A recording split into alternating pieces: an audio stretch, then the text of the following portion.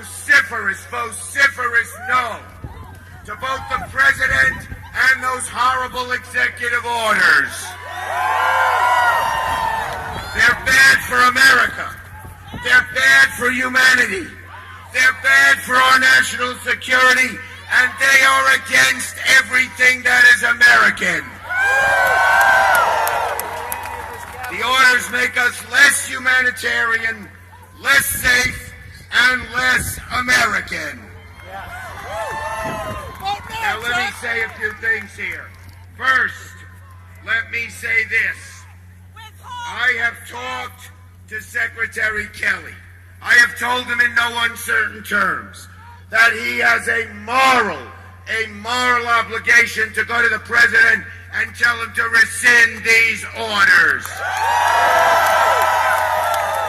How many of you were at Kennedy yesterday? Because of your action, he promised me that the 42 who are detained and under court order to be released will be released to the United States and to freedom shortly. So we've made progress for 42. We have to make progress for thousands and tens of thousands and hundreds of thousands more. Now, today I had a press conference in my office. You know I have Sunday press conferences. I had two beautiful Syrian families. You know what Donald Trump wants us to believe? He wants us to believe that all immigrants are terrorists and criminals. We know that immigrants are the future, the hope, and the promise of America. Let me just tell you, one of these immigrants he just got his refugee status on January 5th, Mohammed Hamid. Mohammed Hamid was a translator for our soldiers for 10 years. He now has, and his family have, death threats for doing that. He was released on January 5th. Had Donald Trump's horrible, vicious, and nasty executive order been issued January 1st, he might not be alive today. Then let me tell you about another beautiful family. Parents, children, and grandchildren. Or grandparents, children, whatever. 3 generations. The grandparents are Americans. They live in the Bronx.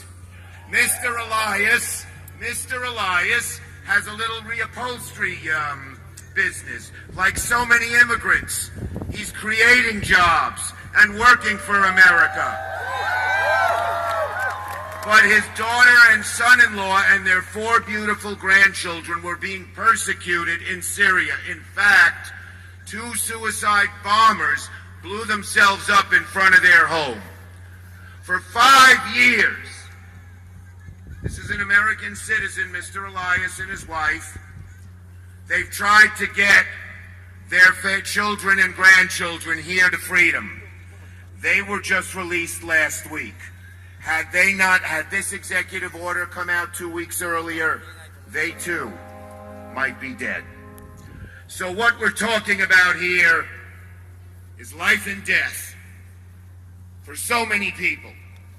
What we're talking about here is that beautiful lady in the harbor and what America is all about. What we're talking about here is what our religious teachings teach us. Exodus 22. Exodus, which admonishes us not to wrong or oppress a stranger, for you were strangers in the land of Egypt. Matthew 25, the New Testament. I was hungry, and you gave me something to eat. I was a stranger, and you invited me in. And finally, Pope Francis, the great Pope Francis, here's what he said. He asked us to confront the reality of those who have been displaced by force with effective projects and new approaches in order to protect their dignity. And I want to tell you something that's not known as I conclude. My middle name is Ellis, Charles Ellis Schumer. I was named after Uncle Ellis, who was named after Ellis Island. I named my daughter's middle name Emma after Emma Lazarus. And what she said 100 years ago that's emblazoned on that beautiful statue is every bit as true today. It's what America has always been, is now, and will always be, despite what Donald Trump tries to do.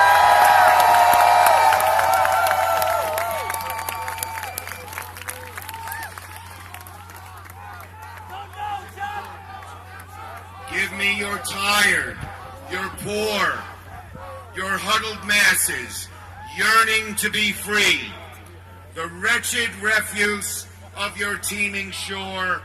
Send these, the homeless, tempest-tossed to me. I lift my lamp beside the golden door. Are we going to win this fight? Are we not going to let up till we win? I will not rest until these horrible orders are repealed.